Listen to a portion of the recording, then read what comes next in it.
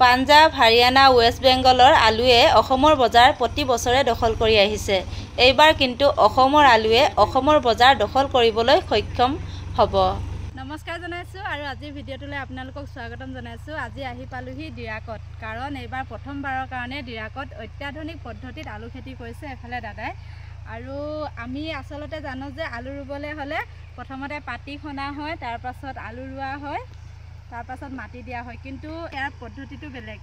এফালে চাওক, ইয়াত মানে আলুখিনি একেবাৰে ৰুই যোৱা হৈছে। এনেকুৱা পদ্ধতিত আলু ৰুলে ইয়াত মাটি চপাবও নালাগে, হাবিব নুগুলাবও নালাগে, মানে একো কৰিব নালাগে, মাত্ৰ এবাৰে কৰিব লাগে যে আলুখিনি ৰুই দিব লাগে আৰু পাছত পানী দিব লাগে। পানী দিবৰ কাৰণে চাওক, এনেকুৱা একেবাৰতে নলাটো খান্দি দিয়া হৈছে ন।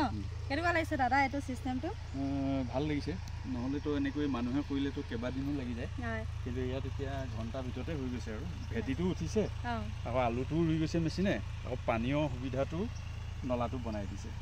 আমি জানো যে হাৰিয়ানা, পঞ্জাব, বিহাৰ সেইফালেহে খেতিৰ পৰিভৰটো বেছিকৈ আছিলে। আমাৰ মানুহসকলে কৰিছিলে যদিও আমি থলুৱা পদ্ধতিৰে কৰিছিলোঁ, গৰু, নাঙল, ট্ৰেক্টৰ এইবিলাকে। কিন্তু বৰ্তমান যিহেতু বিজ্ঞান বহুত আগবাঢ়ি গ'ল, যাৰ কাৰণে অত্যাধুনিক যন্ত্ৰ পাতিবিলাক আৱিষ্কাৰ হ'ল, হয়নে নহয় বাৰু? যাৰ কাৰণে আজি ইমান সহজে এতিয়া 3 বিঘা মাটি আলু ৰুবলৈ মাত্ৰ 1 ঘণ্টা বা 1.5 ঘণ্টাহে সময় লাগে। কিন্তু যদি মানুহে ৰোৱা হয় তেতিয়াহ'লেতো কিমান দিন লাগি যাব? বহুত দিন লাগি যাব, কঁকাল বিষলৈকে লাগি যাব। আৰু হয় হয়। আৰু পিছত আকৌ আলু উঠাব লাগে। আপুনি কেই বিঘা মাটি খেতি কৰিছে? 20 বিঘামান লৈছোঁ এইবাৰ। হয়, এনেকৈ আপুনিয়ে প্ৰথম কৰিছে চাগে? এনেই হদিয়াতটো কৰি থাকে। কি ধুনীয়া টেকন'লজি, মানুহৰ কষ্ট নাই, গাড়ীখনে গোটেই কামখিনি কৰি গৈছে, আলু ৰুই গৈছে, লগতে আলুখিনি ঢাকিও গৈছে আৰু নলা খান্দি গৈছে যাতে পানী দিব পৰা যায়। এনেকুৱা টেকন'লজি আমাৰ উজনি অসমত এয়া প্ৰথমবাৰৰ কাৰণে অনা হৈছে। যদি আপোনালোকে বিচাৰে আপোনালোকেও এনেকৈ আলু লগাব পাৰিব। কাকপথাৰ অঞ্চলটো টেঙাৰ কাৰণে বিখ্যাত। আমাৰ এইফালে ওচৰতে দেখিব পুৰা টেঙাই লাগি আছে। আৰু বৰ্তমান যিহেতু নেমু টেঙাক অসমৰ জাতীয় ফল হিচাপে স্বীকৃতি দিয়া হৈছে, এইখিনি ঠাইতে এতিয়া আকৌ আলুৰ কাৰণেও বিখ্যাত কৰি তুলিবৰ কাৰণে দাদাহঁতে এবাৰ নতুনকৈ প্ৰচেষ্টা। উজনি অসমত আটাইতকৈ বেছি আলু খেতি কৰা হয় আমাৰ শদিয়াত, আৰু এইবাৰ মানে কাকপথাৰটো আৰম্ভণিটো কৰা হৈছে। আমাৰ শদিয়াত এইবাৰ মানুহে কোটি কোটি টকাৰ আলু লগাইছে, গোটেই শদিয়াতে মুঠৰ ওপৰতে আলু আৰু আলু। কিন্তু উজনি অসমৰ বেলেগ ঠাইত মানে খুব কম পৰিমাণে আলু খেতি কৰা হয়। এইবাৰ কাকপথাৰটো আৰম্ভণিটো কৰা হৈছে অত্যাধুনিক পদ্ধতিৰে আলু খেতি কৰিবৰ কাৰণে।